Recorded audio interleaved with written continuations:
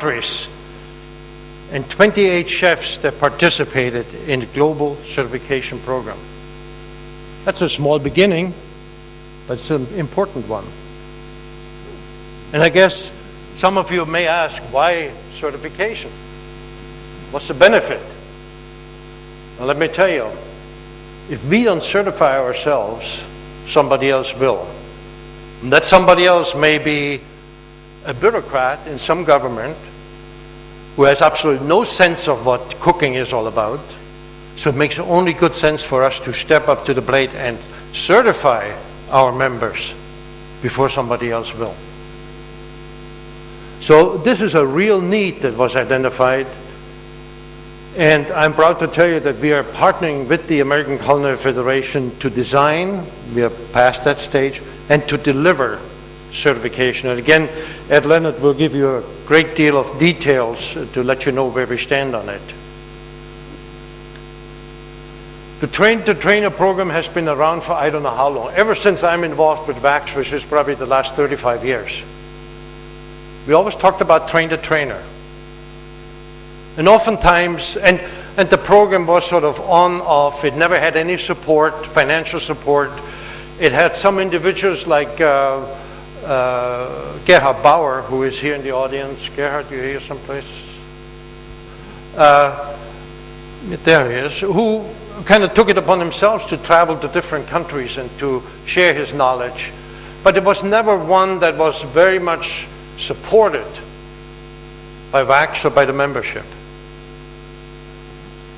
We have, with the help of Michael Basquet and very much with the great generosity of Custom Culinary, we have been able to launch and complete a pilot program. And 10 countries that are listed here have participated either as recipient to send a chef someplace or to receive a chef. And this is not about those that have it and those that don't have it. It's simply about sharing knowledge. Because we all have a certain amount of knowledge that somebody else doesn't have. And I'm here to tell you now that something that was a fragmented success has now received the right kind of funding, the right kind of emphasis, the right kind of priority, and I think we can build on that and make it an incredibly important grassroots effort. And later on you will hear not only more details about the program, but you will hear from a chef who went someplace and taught. And that individual will share his experience with you.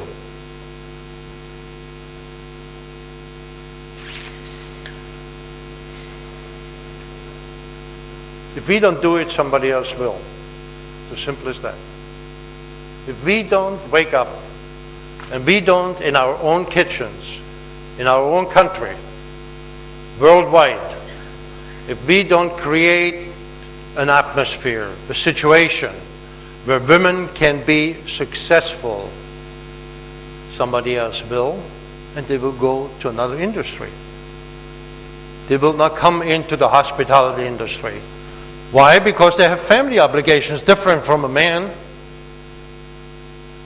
They need to be able to fulfill their obligations, so we need to understand and we need to create conditions by which women can be successful, by which they have the same chance. And I've talked to many women from around the world. When I was over in Italy, I talked to the lady chefs of Italy. I have an organization, part of the Italian Chefs Federation, of 2,000 lady chefs. And I said to them, what are your problems? And you know what? Problems are the same all over. Not equal pay for equal work. No career opportunity, because oftentimes their career has to be interrupted. Those are the problems.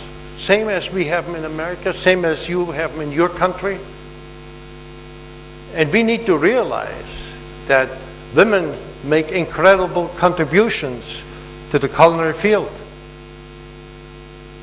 It used to be that people would say, well, I cannot have a woman in my kitchen because she cannot lift a 40-gallon stock pot. Guess what? Neither can I.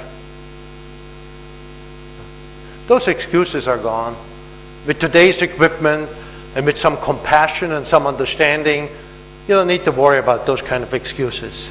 All we need to worry about is to create a condition by which we welcome women into our field, by which they will find fulfillment in their careers, and by which they can be successful.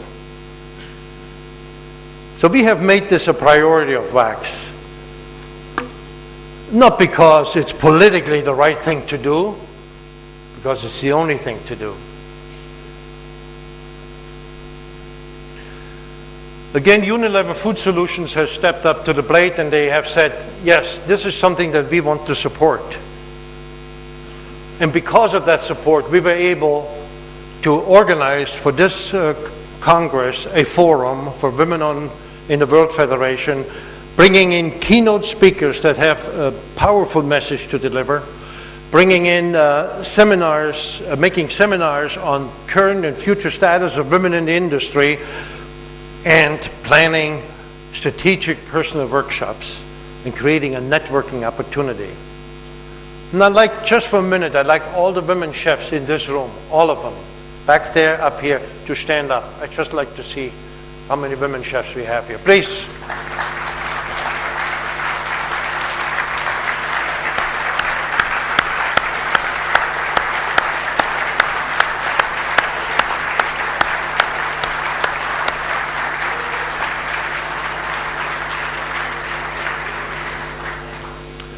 A quick calculation showed me that it was about 22.75%. It should be more, and it will be more. I guess the question you have to ask yourself, if you believe in that, what can I do, how can I help? Because it's not here on this stage where this problem will be addressed. We only can serve as a catalyst, but it's at home in your kitchen where it happens, and that's where it matters. You need to ask yourself, realistically, what is it that I can do? And I really urge all of you, when we have those seminars and workshops, that you attend. And maybe it's even more important for the men to attend than the women, because it's about you and the working conditions that exist, and perhaps seeing to it that you come back with a better understanding of what you can do in your own environment.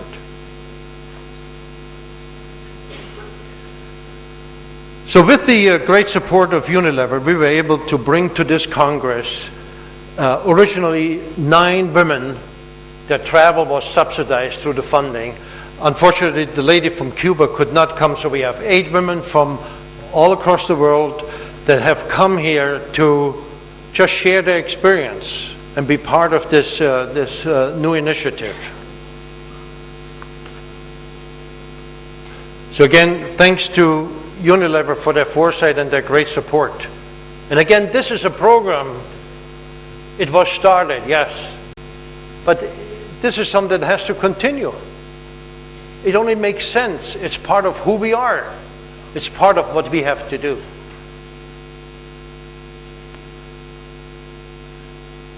And you can see these ladies come from Canada, Germany, Romania, Serbia, South Africa, Cuba, unfortunately could not come, New Zealand, Scotland, and Singapore. Global Master Chef, another promise. Where are we with it? Well, at this stage, I think even today, we will introduce to you the first global master chefs of WACS, because Reinhold and his committee have worked very diligently to look at the existing programs of a number of different countries, and they're listed right here, of Austria, Germany, Netherlands, Südtirol, Switzerland, and the US, and they have found that these programs meet the criteria that was established, which now means that any chef certified in those countries as a master chef automatically qualifies for the WACS Global Master Chef. And you will hear a lot more about that when Reinhold makes his